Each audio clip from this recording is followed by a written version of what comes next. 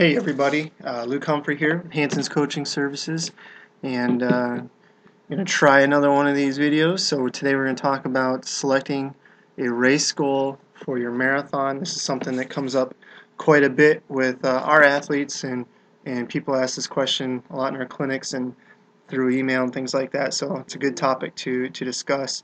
It's March now, so it might not be perfect timing for some of you, but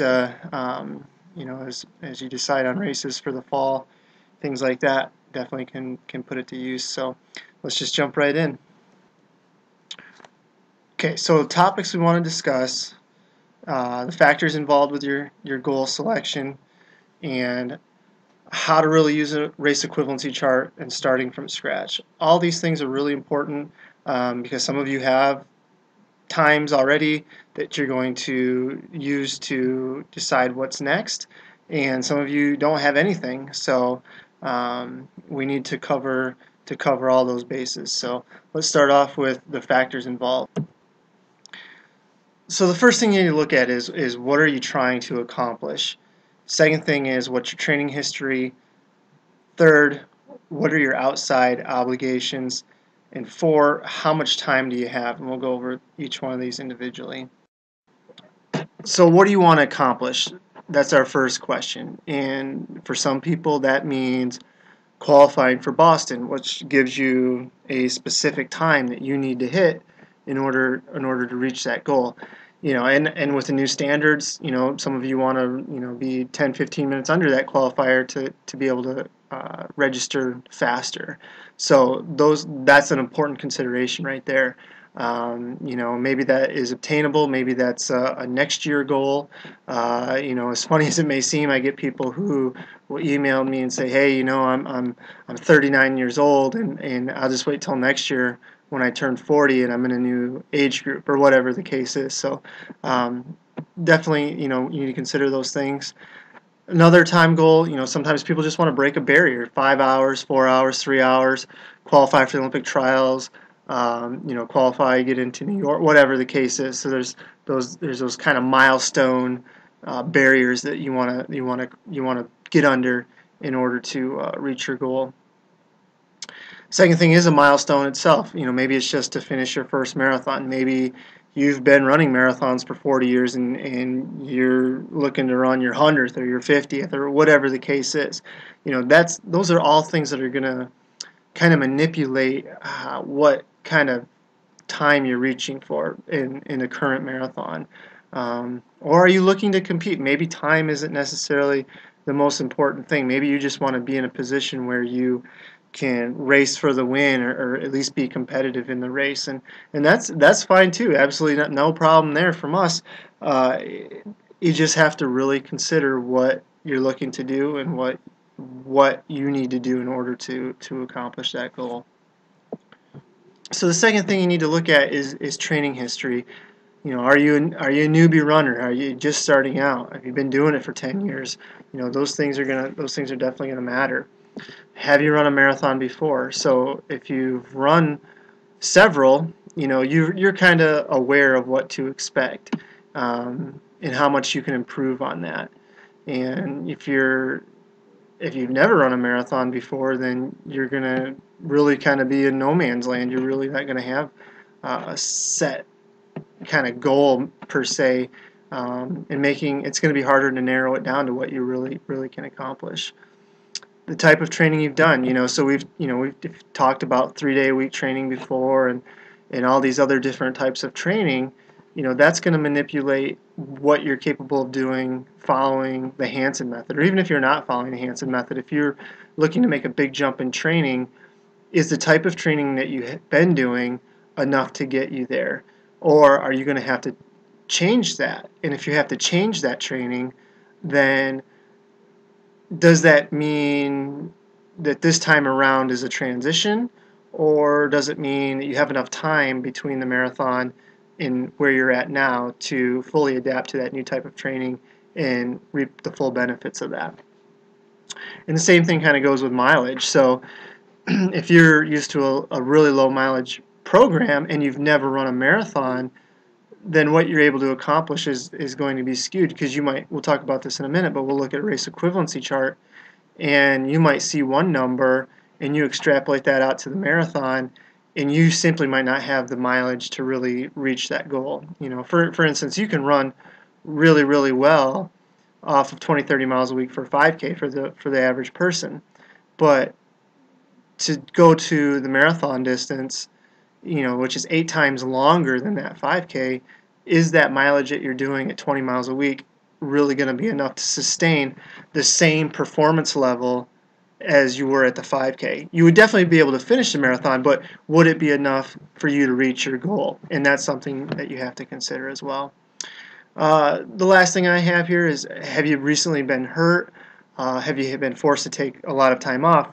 For instance, I'm doing this in March of 2014, and it was the worst winter in our area in recorded history. So that forced a lot of people to take time off. It really hurt their training. So if they're looking to run a marathon in June and they haven't been able to do much up until this point in March, that basically leaves them April and May to really get ready for the marathon. So that might possibly change what they're capable of, and they might have to take a look at that and say, hey, I wanted to run 3.5 hours, but I have been set back so much. Maybe that's a 3:45 in this case. So there's a lot of things to consider here, and we'll get into a little bit more. But if you're a newbie, it definitely makes it more difficult for you to really nail down a time, and it can be a pretty wide open type of thing, and you might see definitely a range in what you're capable of as you progress in your training. So, it's kind of one of those things where you might have to adjust along the way. Where a veteran runner, if you've been running for 10 years, you've done 15 marathons, and you're just looking to get a little bit faster, that you can just, a few seconds a mile is going to make you several minutes faster. So it makes it a little bit easier. So the next thing I have is outside obligations, and that's we're talking job and travel. Personally, I coach a lot of people who travel on business, and they're from they're in Michigan part-time, and they could be in China for a week, and it could happen overnight. They might just get a call and say, hey, you need to go over, and that really changes what they're capable of getting in. A lot of those people that I coach that do that have become very, very good at finding treadmills and hotels, and they're those type of people tend to be the type A personalities as it is, so they kind of a little more aggressive in finding that, and they find a way to get it done, which is really cool. But it definitely can impact your overall training. If you're forced to like from Detroit, you can get a direct flight from Detroit to Tokyo, so you're talking a 14, 15-hour flight, and you lose a day. You lose a day during the week, and then you've got to adjust the time change, and it affects you. You don't know what's up, what's down. It really takes a little bit of time to really get your bearings straight when you have to make that type of travel. Family obligations, you got kids, you got ball games to get to, practices to take them to. These sort of things are going to impact your training. It's going to cut down on time that you have to train. So for most people, this only makes a huge factor when they're really trying to make a big jump in training. So I'm thinking of people who are right around that 3-hour mark and really want to make a big push to run 2:45, or faster, under 2:40, something like that, where you can get to 3 hours off pretty moderate mileage. Like with our classic advanced program, I've seen people run under 3 hours, and be okay, and you're running like 60 miles a week. But I think once you want to make an even bigger jump and get in that 240 range, 230 range, you're talking about another significant jump in training. And if you have all these outside obligations, that's really going to impact how much you were able to do. Whereas before you could get by on running 30 minutes to an hour today, you might be running over an hour a day most days of the week, and that might just not be able to happen. So that's something you have to consider before you even start training for that goal. Social things right along the same lines, and religious things right along the same line. Like I have several people who I coach who said, I just can't do a long run on Sunday. That's the day we set aside for family, for church, whatever. And that's great. That's fine, absolutely. I have no problem adjusting days around for things like that at all. So, but it just makes you have to be aware of, okay, if I'm not doing my long run on Sunday, how is that going to affect the rest of my week? And it usually doesn't a whole lot. It just means you have to switch certain things around. But it is something that you need to think about before setting up your program.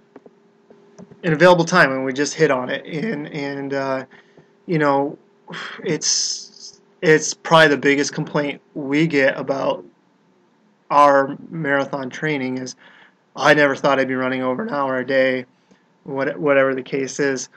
And it's just one of those things that I can't avoid. It's if you're training for a very hard race and it's going to take a fairly significant amount of time to run and run really, really well. And we tend to get better at organizing our time along the way. Once we realize how busy we are, we tend to get a little bit better at organizing ourselves. So I guess what I'm trying to say is that it's definitely a time commitment, and how much you can block out on a daily and weekly and monthly basis is definitely going to affect what you can do. So again, it's not right or wrong. It just needs to be considered when you're considering the training that you're going to do, and it's also going to affect what you're going to be able to train for during that marathon training segment. So we'll leave it at that. So kind of the second part of this discussion is really how to use a race equivalency chart. And many of you are familiar with it, some of you aren't. So one of the things big here, so if you're listening to me, I'll try to explain it my best, but if you're watching the video as well, you can see that I have basically one line of equivalency chart on the screen, and it's basically just telling me if I run X in the 5K, then I'm capable of doing Y in the marathon or the half marathon, whatever the case is. It's not a direct pace, and that's something I see a lot with people. They'll if you're looking at the screen, it's like, okay, my mile is 6:20. They're assuming that it's 6:20 pace to run the 5K. So they're basically taking that one pace and saying that that's their pace for all of these races, which is not the case. It's an equal performance, and there's really a lot of things to consider when looking at this. So basically, all it's telling you is if you've run X, you're capable of Y, assuming that all things are equal as far as if you've trained specifically for a 5K versus training specifically for a full marathon. I mean, you could even if you did the 5K on the track versus a hilly marathon. So those things all have to be considered when looking at, okay, this is what it's telling me I can run, but in reality it might be a little different. But it's a guide, and it's a good way to narrow down what you really think you're capable of doing. So a lot of times in the perfect world, you would have a straight line across on your race equivalency chart, and that's rarely ever the case. Especially probably the more beginner you are, those could be all over the place, and I want to kind of look at a couple different scenarios and what they mean. Okay, so if you're listening to me, I have a chart up here, and that's a race equivalency chart, and it's looking, from 16 minutes in the 5K to 25 minutes in the 5K, and then it goes over to 10Ks, 15Ks, 10-mile half marathon, 25K, and a marathon. So we're looking at, let's say we're looking at a half marathon here, and that's what we're trying to nail down our our goal training paces. So let's say our first runner, who in this case is represented by the red arrow, basically their 23-minute 5K, that's what they've run. But each race, so 23 minutes for the 5K, an equal performance in the 10K would be 47, 45-ish. Let's say this person's run 46, 44. So their 10K is actually faster than their 5K on a performance scale. And so maybe that extrapolates out. Maybe for each distance they go up, their times actually are faster on the performance scale. So they're basically not slowing down as much as the race gets further. They're able to maintain pretty close to that 5K pace, even though they're running 3-4 times the distance. And you see that a lot. And there's a couple different reasons that could be happening. One, the person just doesn't race the shorter distances very often and aren't trained going when they do run those races. They might be more slow twitch muscle fiber oriented, meaning they don't have a lot of those intermediate or fast twitch fibers, which are more powerful and more, I guess, pertinent at the shorter races. You rely on them a lot more, and it's able to make you run faster in a 5K versus those muscle fibers are fatigued by the time you get out to 10K, half marathon, those types of distances. So maybe they have more slow twitch fibers, which are really more beneficial in the half marathon, marathon distance, things like that. So maybe they're just, maybe have like 90% slow twitch and 10% fast twitch. So they're just able to generate a lot of energy via the oxygen pathways and run fast for a long period of time. So those are the two big ones. There's other reasons too, but for whatever reason, if you find yourself in this pattern, then you can't just take, I've run 23 minutes in the 5K, and that extrapolates out to a 3:44 in the marathon. No, you might actually be able to run much faster than that. You might be able to run more like 3:30 in the marathon. And if you see that trend, and you can see that trend over a number of races, each going out in distance, then that would be more and more reliable for you to say that that's the case. And now, if I was your coach and we were looking at this, I would definitely not be afraid to lean you in that faster direction. So on the other end of the spectrum, you have somebody who might slow down as the distance gets out. And again, that can be due to training. Maybe they just run a lot of short things and train specifically for short things and don't race a lot in the longer distances. And maybe if they did, those numbers would level out more. But in this case, they're not. So if they haven't run a marathon and they've run 18:30 in the 5K, but they've only run 1:35 and a half, then I would say no, 3 to 3:15 is probably not reasonable for you. You probably want to be slower than that.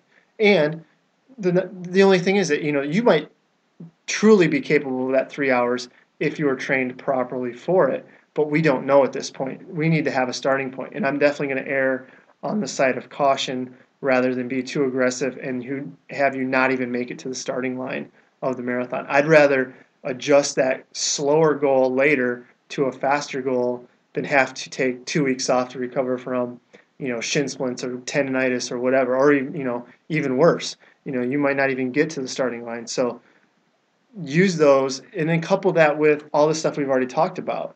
If you've got a major thing coming up in your life that's going to require, if you've got vacation for 2 weeks, a month out before your marathon, that's going to affect your overall goal, right? If you're on that cruise ship or wherever that you're not going to be training very much, then yeah, in theory, you might be able to run this time, but in reality, that's going to be altered because of things that are going on in your life. So that's really how, it seems kind of basic, but it happens all the time, and people tend to be they see that number and they see, oh, this is what I can run, this is what I should be able to run, but you really have to factor in everything when looking at a race equivalency chart. Again, you can't, the chart doesn't know what's going on in your life. You've got to input that information on your own. So you've got to do a little deduction here and there and just not look straight at the chart and say, oh, this is what it is. So,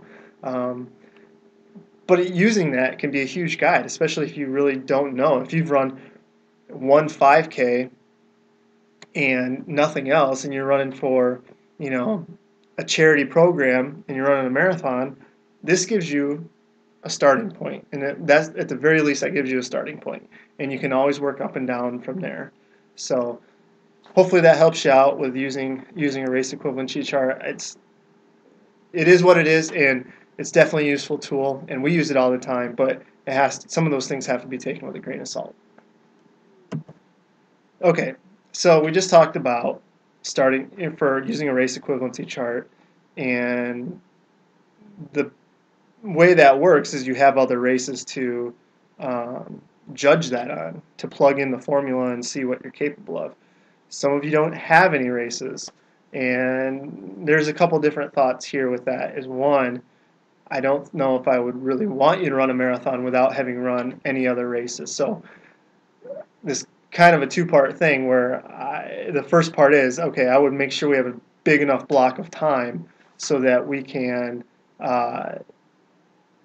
make sure that you're able to run a 5K, a 10K, maybe even a half marathon, all while building up to running your first marathon, which then would give us opportunities to plug times in and give you an idea of what your marathon goal time should be. So on the other side of that, how do you figure it out if you don't have any races? And we'll talk about that. Okay, so I've used the formula. So if you're listening to me, I'll read the formula. But if you're watching, obviously you see the formula up here. And I've taken this from Dr. Joe Vigil. Read his book if you can get it, Road to the Top. I don't even know if it's in print anymore, but it's a great book. He definitely goes into more of his college program, and he goes into the marathon a little bit. But the physiology stuff behind it is great. And just some of the general training principles are great. So definitely, if you can find that book, I would pick it up. But anyway, there's a formula in there. And it's kind of his version of another formula that's more widely used. But with all the testing he's done, he's really narrowed it down specifically. So basically what we're doing is a test to figure out what your VO2 max is. And that's without hooking you up to hoses and all those things.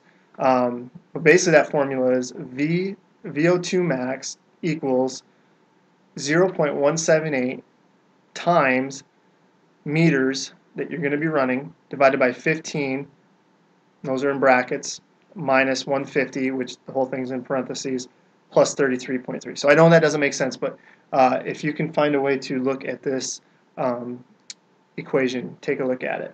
So anyway, how you do it is you get on the track, you warm up, and then you run for 15 minutes on a local track or treadmill, doesn't matter, something that's going to give you your distance that you covered.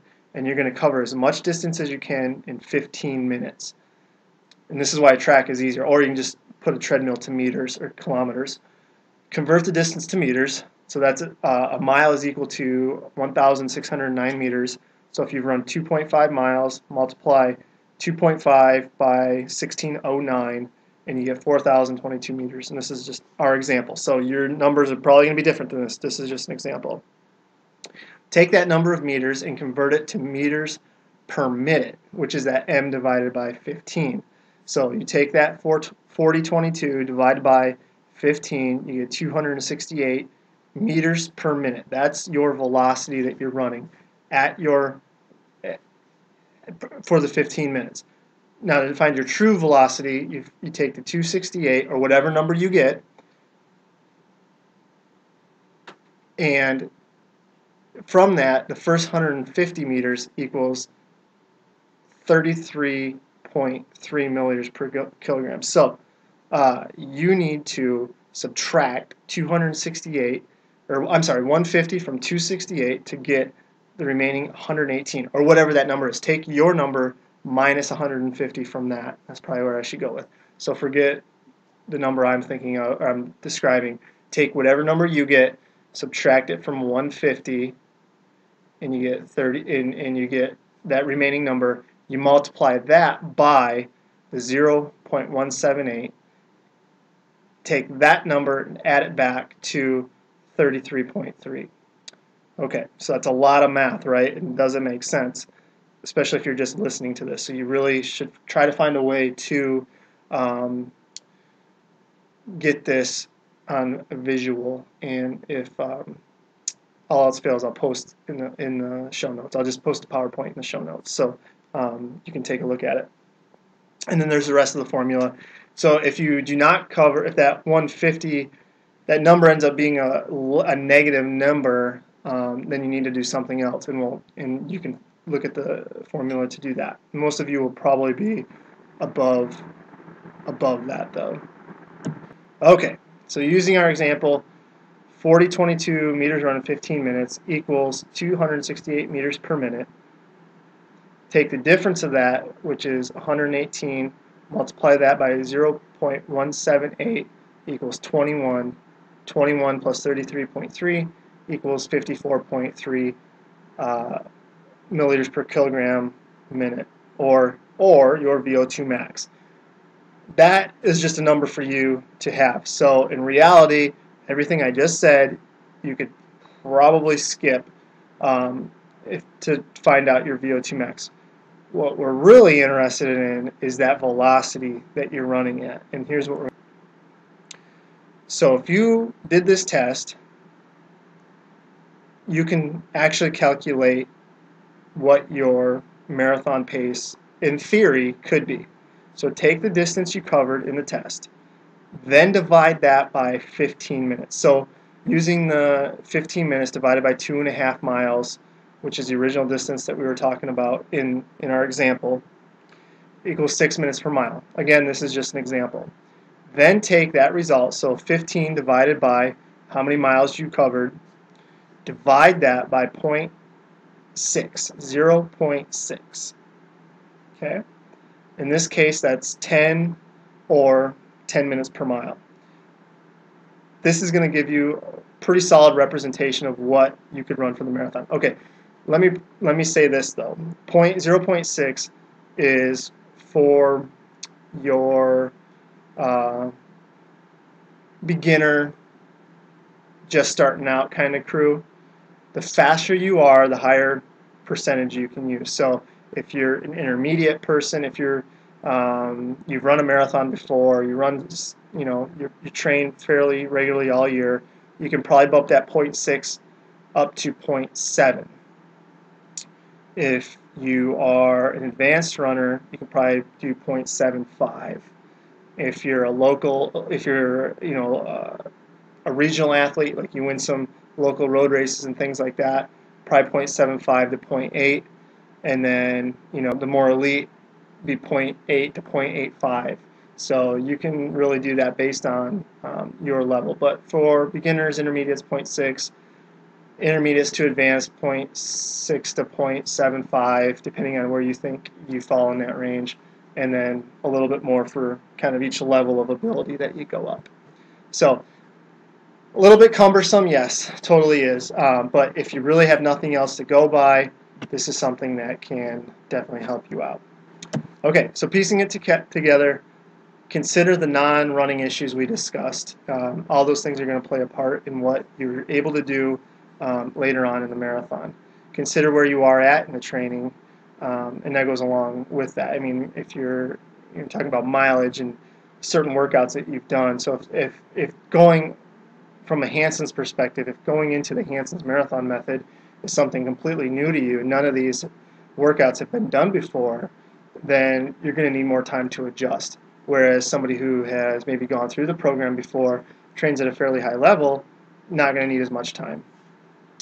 Consider what you think is possible and start running numbers. Just think about ideal situation where you would really like to run, and then go from there. You can go up and go down based on your life situation, and then settle on something challenging but realistic. And that's a very fine line. You want to challenge yourself. You don't want to set something up that you can do no matter what happens. You want it to be a challenge, but you also need it to be realistic too. So if you're a 3-hour marathoner and you decide in 4 months I'm going to qualify for the Olympic trials, which is a 2:16 or 2:18, that's a very big jump. and the faster you are, the smaller those jumps are.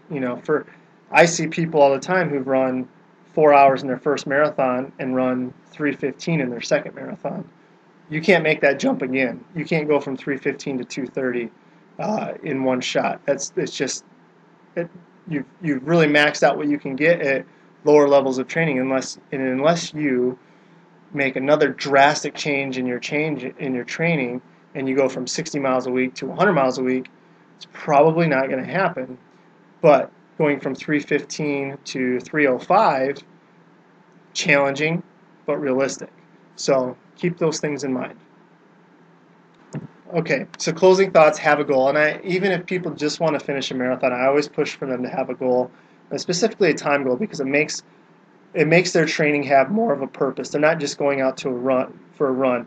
Now they have paces that they should be aiming to hit on these runs, and it makes a huge difference in motivation and following a schedule in general, because if you don't have that structure to your schedule, then that schedule just starts to fall apart, and then the training just falls apart. Use all the tools we presented here to help you focus on your optimal goal pace.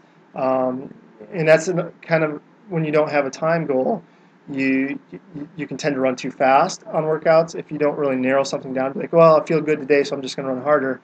But it might not be the optimal pace for you. So really focus on what is optimal for you and really stick to those paces. And that's really going to help you, one, get through the training, and two, have a good race on race day. Okay, so I rambled on a lot, and there's probably more things we could have covered. So hopefully I hear back from you guys, and you can give me some ideas. Be sure to sign up for our email list at hansonscoachingservices.com. It's on the right sidebar for now, and we'll make it more visible as we can. But sign up for that. It's all it is every time we update a blog post, you get an email saying we wrote this post, and it gives you, you don't have to come searching for new topics that we've written about. It's delivered to you. So that's all what that's about. And then, like I just said, I want ideas from you. I want to know what you want to hear about. So if you've got an idea for a blog, a video, anything for a site, whatever the case is, contact us. Let us know.